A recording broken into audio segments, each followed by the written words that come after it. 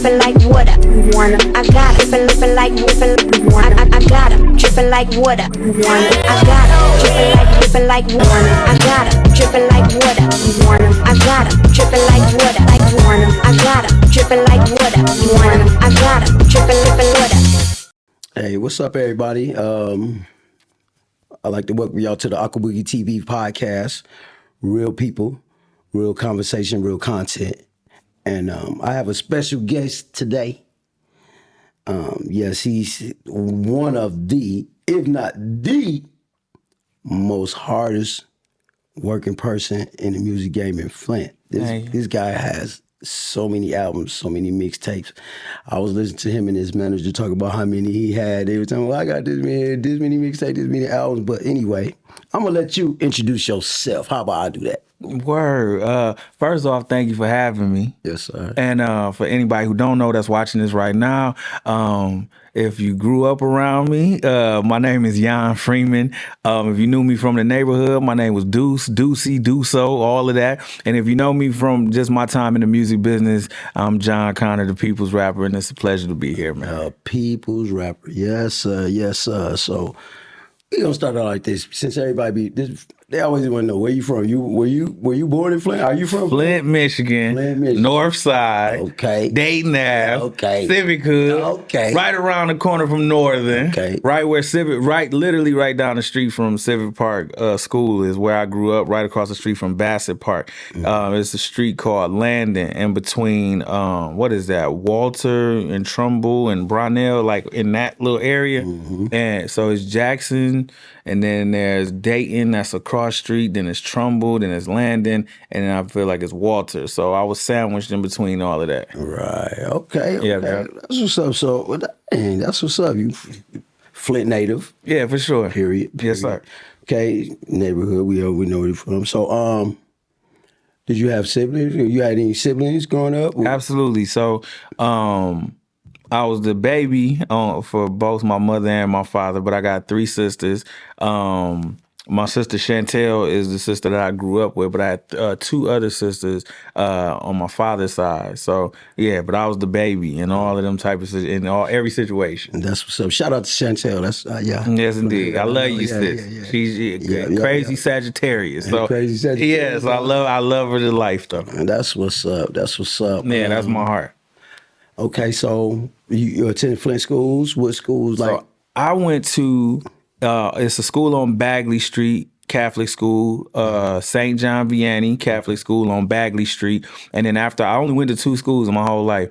Well, three if you count when I went to Full Sail in Orlando. And then in high school, I went to Powers. So them was the only schools that I went to. Wow. Yep. Hey, you rough for telling Full Sail. A lot of people don't know about that. You did that. Yes, sir. At a time, man, people did not know that it existed like that, at least outside of the South, you know what I'm saying? Right. Because when I was in high school, I remember knowing that I wanted to do music for a living, right? And just in my mind, I was thinking, well, I gotta leave home, you know, because that's how you always grew up. Like after high school, you're supposed to go off to college or something like that. But I'm thinking like, man, where do you go to college at to be a rapper? Like, you know what I'm saying? Where do you go to college at to do music?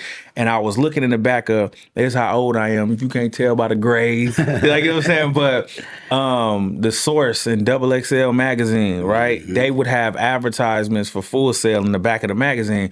So when I seen them, I went to the orientation, I looked it up, and man, the rest was history. One of the best decisions I ever made. Wow. Yeah, Full Sail more than anything taught me about just establishing relationships with people and not being afraid to go outside of your comfort zone. You know what I'm saying? Right. Like, don't be afraid to just take that first step and then God will handle the rest. And that's what Full Sail really taught me.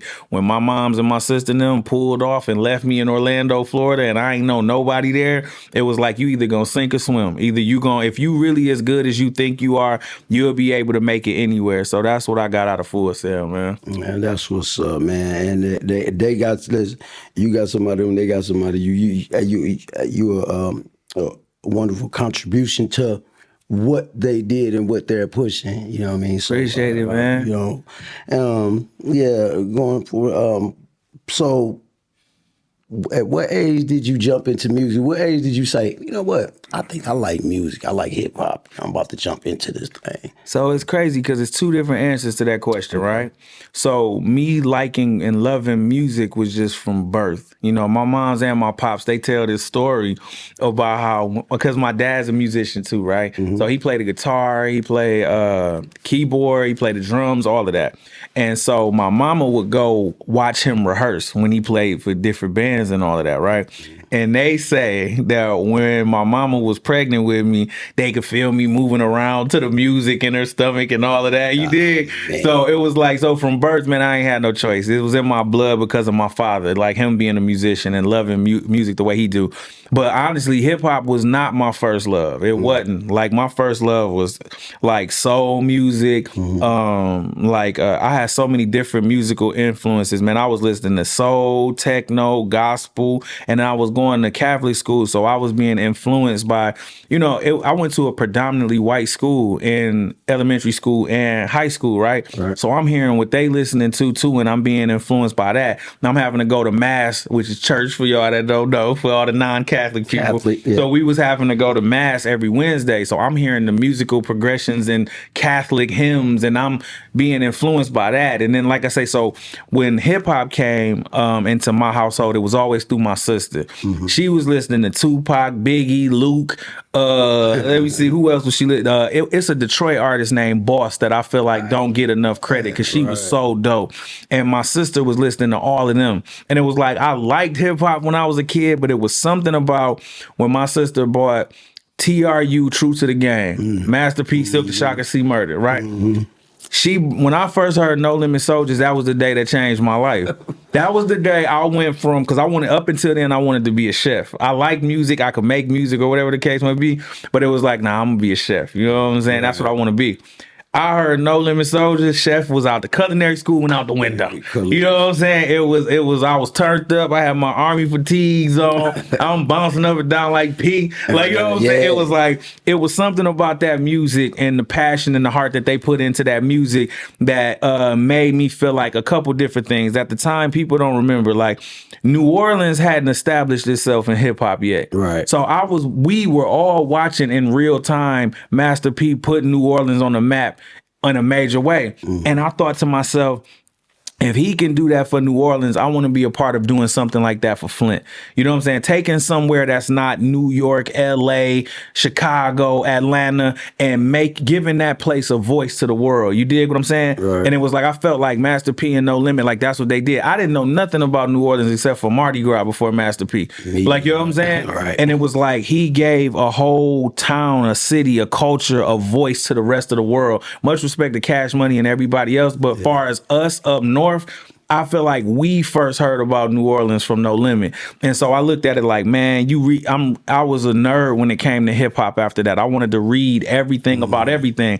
So I'm looking at how they said he's selling CDs out the trunk of his car. And I'm like, if you could start like that and build like an empire of hundreds of millions, it's like, then I could do it too. Right. So from that point on, man, it was all rap all the time. I wanted to make up for lost time because I fell in love with hip hop at I think I was 12, 13. So I started buying every hip hop magazine, every documentary from The Show, Rhyme and Reason, Crush Groove. I was I really was just jam packing everything that had to do with hip hop into my head at that point because I felt like I had a lot of catching up to do. So I loved music from the time I was born. I loved hip hop from the age of 12 on. I got 'em, dripping like water. I got 'em, dripping